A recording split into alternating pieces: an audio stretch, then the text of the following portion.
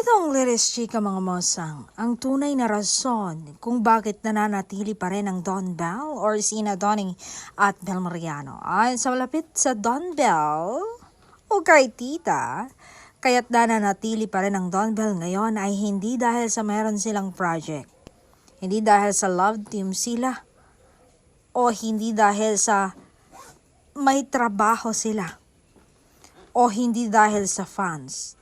Dahil kahit walang project, hindi sila love team, ang nag-uugnay sa kanila ay ang kanilang mga puso, ang kanilang nararamdaman. Sila po ay talagang nag-iibigan. Sila po ay totoong couple. Sabi nga rin ng lola, sila po ay talagang nagmamahalan.